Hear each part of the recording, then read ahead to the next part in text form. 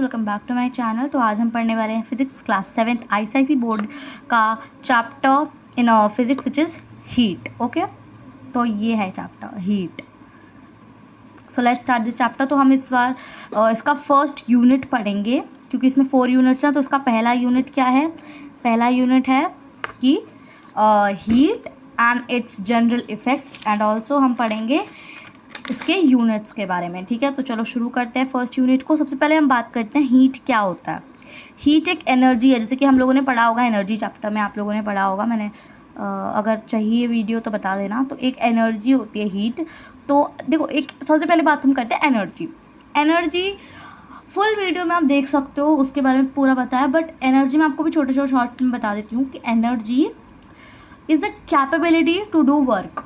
मतलब if we are doing work और if we are able to do work, then we must have energy. Now we humans get energy from food. Okay, so that is only energy कि जिस चीज़ से हम कोई काम कर सकते हैं वो एनर्जी कहलाती है। अब डिफरेंट तरह की एनर्जी होती है। हम खाना खाते हैं तो एक एनर्जी होती है हीट एनर्जी। हीट एनर्जी हमारे बॉडी में कहीं ना कहीं ये प्लेस होता है, ये परफॉर्म करता है। हीट एनर्जी का यूज़ होता है जिससे कि हम अपनी मसल्स को हिला पाते हैं, मसल्स। ठीक है, तो ये होती है हीट एनर्जी। तो अब हम बात करने वाले हैं इस वीडियो में हीट एनर्जी के बारे में और उसके इफ़ेक्ट्स के बारे में और उसके यूनिट्स के बारे में भी। सबसे पहले हीट एनर्जी जो होती है वो फ्लो होती है। It flows from one thing to another, एक चीज़ से दूसरी चीज़ में फ्लो होती है। अब कैसे, मैं आपको एग्जांपल देती हूँ। सबसे पहले ये देखो, जस्ट कॉन्सेंट्रेट ऑन दिस। ये है, तो यहाँ पर डोंट जज माई ड्राइंग, बट यहाँ पर एक हैंड बना है। ठीक है, इसके ऊपर हमने आइस रखी है। सो मैंने जब आइस को अपने हाथ पर पकड़ा है, अगर आइस को इस तरीके से, तो क्या होगा, वो आइस मेल्ट होना शुरू हो जाएगी। बट ऐसा क्यों? देखो, कुछ ऐसे हो सकता है कि थोड़ा सा हीट वो एटमॉस्फेयर से ले, ठीक है, वो अलग बात है, बट वो पता है क्यों होगा? एक मेन रीज़न क्या है कि हमारे हाथ की जो हीट है, हमारे हैंड की जो हीट है, वो उस आइस में जा रही है, फ्लो हो रही है from our hand to the ice cube. तो इसीलिए जब उसको हीट मिल रही है तो वो मेल्ट हो रहा है और हमारा हाथ क्या हो जाएगा, ठंडा हो जाएगा, बिकॉज हमारे हाथ से हीट तो ट्रांसफ़र हो जाएगी। जब हीट नहीं रहेगी तो हमारे हाथ में गर्मी क्यों लगेगी? यही बात है। अब एक और एग्जांपल लेते हैं कि मान लो दिस इज़ बॉइलिंग वाटर। हम कोई भी ऑब्जेक्ट या कुछ भी फिंगर डाल रहे हैं तो हमारी फिंगर काफ़ी ज़्यादा गर्म हो जाएगी, इवन जल जाएगी, है ना। ऐसा क्यों? क्योंकि जो बॉइलिंग वाटर में जो हीट है वो हमारी फिंगर में ट्रांसफ़र हो जाएगी, इसलिए हमारी फिंगर क्या हो जाएगी, गर्म हो जाएगी, जल जाएगी। एक और एग्जांपल जो कि काफ़ी बढ़िया एग्जांपल है, हम जब भी कोई कॉफ़ी पीते हैं, कुछ गर्म चीज़ हम कुछ पीते हैं, कुछ भी काढ़ा वाड़ा कुछ भी, तो उसमें हम क्या करेंगे, पहले हम फिंगर से उसे स्टिर करेंगे। ऐसा क्यों? फिंगर नहीं, स्पून से स्टिर करते हैं, इस तरीके से स्पून से। तो फिर हम जब वो उसको स्पून को निकालते हैं तो हम देखते हैं कि स्पून एकदम गर्म हो जाता है। और क्या होता है, पहले तो हीट जो है वो एटमॉस्फेयर में चली जाती है। बट एक और रीज़न क्या होता है कि जो हमने ये जो स्पून को हमने स्टिर करा था उसके अंदर, तो उसकी हीट स्पून में ट्रांसफ़र हो गई, इसलिए हमारी स्पून गर्म हो जाती है। इससे जो हम लोगों का जो भी ड्रिंक होता है इसके अंदर कुछ भी, वो जल्दी ठंडा हो जाता है। ठीक है, एज़ कम्पेयर टू हम उसको ऐसे छोड़ दें स्टिल, उससे जल्दी ठंडा हो जाता है स्पून से। इतना समझ में आया? अब हम पढ़ेंगे हीट की डेफिनेशन के बारे में। तो देखो, heat is an invisible energy which causes sensation of hotness और कोल्डनेस। इसका मतलब क्या है कि हीट एक इनविजिबल एनर्जी है विच इज़ नॉट विजिबल, और ये क्या करती है, हमको गर्म या ठंडा का महसूस करवाती है। ठीक है, गर्म या ठंडा हम इस चीज़ से महसूस कर पाते हैं। अब बात करते हैं हम इसके जनरल इफेक्ट के बारे में। सबसे पहले तो हीट की वजह से टेम्परेचर में चेंज आता है।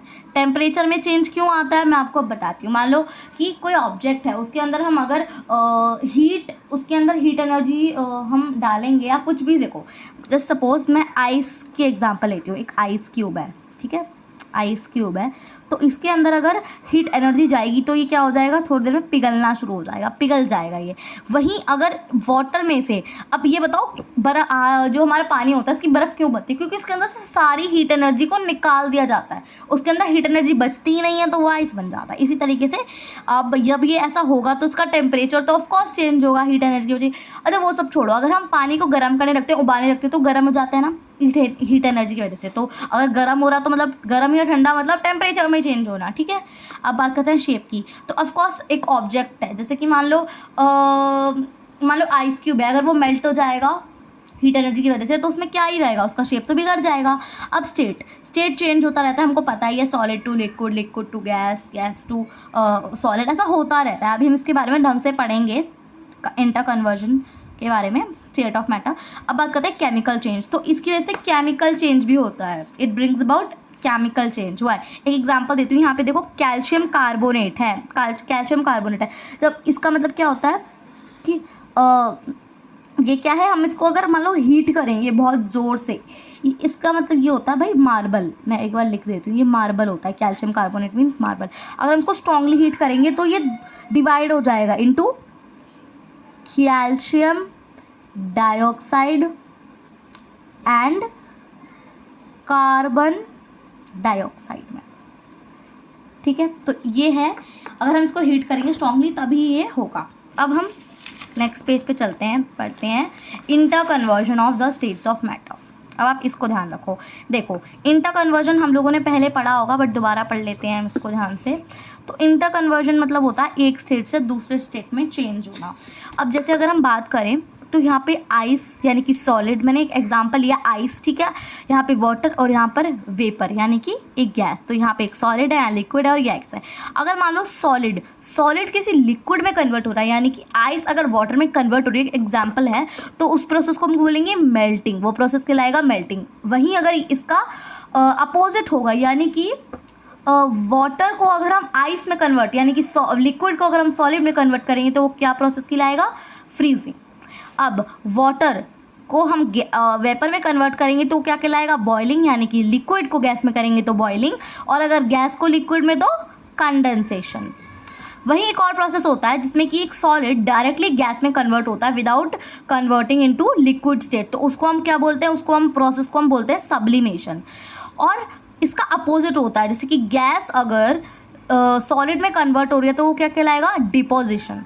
वैसे आपकी बुक में ये दिया नहीं है बट मैं आपको बता रही हूँ, डिपोजिशन होता है। तो ये होता है inter conversion of states of matter. इसके काफ़ी एग्जांपल्स होते हैं, ठीक है। इसका अगर मैं आपको सॉलिड टू गैस दूँ, क्योंकि आपको ये सारे तो पता ही होंगे, बट सॉलिड टू गैस का अगर मैं आपको एग्जाम्पल दूँ, camphor and also ammonium chloride एक एग्जाम्पल है इसका, ठीक है। अब हम बात करेंगे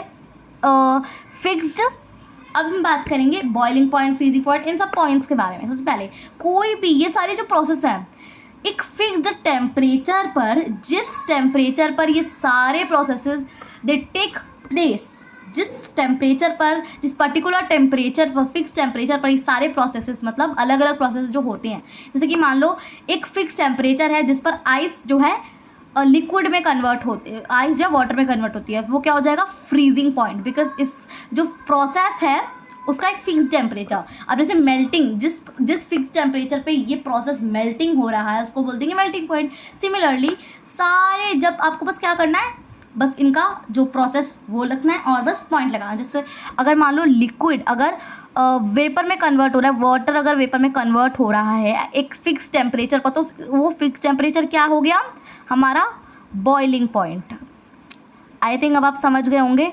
तो मैं एक बार और बता देती हूँ, एक फिक्स टेम्परेचर, जिस टेम्परेचर पर एक पर्टिकुलर प्रोसेस इनमें से हैपन होता है, एक particular process take place, a particular process takes place is called boiling point और any point, okay. Such as अगर मेल्टिंग का बोल रहे हो कि मतलब किस फिक्स टेम्परेचर पर ये प्रोसेस मेल्टिंग जो है ये हो रहा है, वो क्या हो गया, मेल्टिंग पॉइंट। बस आपको ये प्रोसेस का नाम लिखना है और फिर पॉइंट लगा देना है, ठीक है। अब बात करेंगे हम फ्लेमेबल सब्सटेंसेस के और नॉन फ्लेमेबल सब्सटेंसेस के बारे में। तो सबसे पहले फ्लेमेबल सब्सटेंसेस, इसका मतलब होता है जो substances in the presence of oxygen easily burn कर पाते हैं, यानी कि ईजिली जल जाते हैं आसानी से in the presence of oxygen, उनको हम बोलते हैं flammable substances. For example CNG, petrol, paper, would and also cooking oil वगैरह वगैरह। अब बात करेंगे नॉन फ्लेमेबल यानी और या कि नॉन फ्लेमेबल और इनकम्बस्टाइल सब्सटेंसेस की। तो जो सब्सटेंसेस ऑक्सीजन की प्रेजेंस में नहीं जलते हैं उनको हम बोलेंगे नॉन फ्लेमेबल या फिर इन कंबस्टाइल सब्सटेंसेस, ठीक है। तो इनके एग्जांपल्स अगर हम पढ़ें तो देखो बहुत सारी चीज़ें होती हैं जो कि जलती नहीं है, बट हाँ मेल्ट तो हो सकती हैं बट जलती नहीं है। फॉर एग्जांपल आयरन, एंड ऐसे ही एक ही नहीं होता, बहुत सारी चीज़ें होती हैं जो कि जलती नहीं है, ठीक है, इसके अंदर आग नहीं लगती। अब बात करेंगे हम सोर्सेज ऑफ हीट के बारे में। देखो there are many sources of heat. Firstly हम बात करते हैं इंपॉर्टेंट के बारे में, एक तो सन और एक अर्थ। अब इनके यूज़ पढ़ते हैं। पहले तो हम कुछ ऐसे हम इसमें वीडियो में हम लोग कुछ 5 सोर्सेज ऑफ हीट पढ़ेंगे जो कि काफ़ी इंपॉर्टेंट हैं, ठीक है। अब सबसे पहले आता है सन। तो आपको पता ही होगा कि sun is the main source of heat for the earth, because वो तो क्या है, बहुत बड़ा सोर्स है हीट और लाइट का भी, ठीक है। ये तो हम सब लोगों को क्लियर ही है, इसका यूज़ वूज़ सब पता है हम लोगों को। सोलर एनर्जी की तरह यूज़ की जाती है, बहुत सारे यूजेस होते हैं इस सन के, तो जो कि आप सब लोगों को पता ही होगा, ठीक है। अब हम बात करेंगे जो कि चीज़ के हम बारे में ऐसा नहीं पता रहता हम लोगों को। सन के बारे में हम सबको पता है क्योंकि काफ़ी कॉमन एग्जाम्पल है, सोर्स ऑफ हीट है। अब बात करेंगे अर्थ के बारे में। देखो अर्थ के बारे में पता होगा बट एक इम्पॉर्टेंट चीज़, इसका यूज़ नहीं पता होगा। देखो अर्थ होता है, देखो मैंने अगर आपने पढ़ा हो तो अर्थ क्या था, पहले ज़माने पे सन का एक पार्ट था, सन से एक पार्ट निकला और वो क्या बन गया, हमारा अर्थ बन गया, ठीक है। अब अर्थ ठंडा हुआ, ऊपर से ठंडा हो गया बट अंदर से अभी भी गर्म है, वो अंदर से अभी भी वो लावा से भरा हुआ है, बहुत सारी चीज़ें होती हैं उसके अंदर, काफ़ी ज़्यादा गर्म है वो, अंदर से वो सन की तरह ही है, ऊपर से ठंडा हो गया लेकिन अंदर से नहीं हुआ। इसलिए ये भी रीज़न है कि हमारी ज़मीन गर्म क्यों रहती है ना, उसलिए।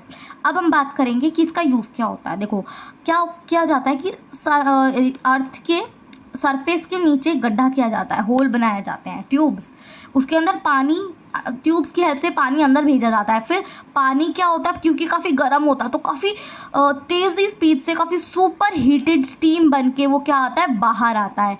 बाहर आएगा तो वो डिफरेंट तरीके से यूज़ किया जाता है, हीट की फॉर्म में, जैसे स्टीम निकल रही है तो काफ़ी गर्म स्टीम निकल रही है, तो अलग अलग चीज़ों के लिए ये सुपर हीटेड स्टीम का यूज़ किया जाता है। अब हम बात करने वाले हैं इसके कुछ और एग्जाम्पल। तो यहाँ पे देख सकते हो एक और एग्जाम्पल है हमारा वुड। देखो वुड का सभी को पता होगा, ये एक सोर्स ऑफ हीट है, बिकॉज वुड से आग जलती है और फायर जलती है, और fire is a source of heat energy and also light energy. Now biomass, what is biomass? Firstly biomass क्या होता है, dried leaf, cow dung and also non usable things. So actually they form combustible gases such as methane, and where in gobar gas plant in this. So in this gobar gas plant, these materials are converted into combustible gases such as methane. Okay, now let's talk about coal and petroleum. Now coal and petroleum, they, as you know, as we all know, they support burning, and because of burning they produce heat energy. Okay, now let's talk about units of heat. So this is the last topic. So there are actually you can see as there are many units, there are 3 or 4 units, but some are the main units. These 2 are the main units. First is the SI unit, which is joule, and second one is the CGS unit, which is ERG. So what is SI unit? SI unit is the standard, it is the unit in standard international system. And what is CGS unit? CGS unit means centimeter, grams and seconds. It is the unit which comes in centimeter, gram and seconds. So it is ERG. Now 1 joule is equals to 1 crore ERG, or 10 raised to the power of 7 ERG. So is it done? Now let's talk about one more important unit, which is calories. You often see that, हम ज़्यादातर इसको देखते हैं calories को, food के packets के पीछे देखते हैं ना, इसमें इतनी कैलोरी है, इतनी कैलोरी है। कैलोरी होता क्या है? तो देखो एक calorie, 1 calorie is the energy required to raise the temperature of 1 gram of water through 1 degree Celsius. It means कि 1 ग्राम वाटर का टेम्परेचर 1 डिग्री सेल्सियस बढ़ाना, मान लो उसका टेम्परेचर कुछ भी है, 1 ग्राम ऑफ वाटर का टेम्परेचर कुछ भी है, उसको 1 ग्राम का टेम्परेचर को 1 डिग्री रेज करना, बढ़ाना, raise through 1 degree Celsius is called calories. I hope you understand now. 1 kilo calorie is equals to 1000 calories.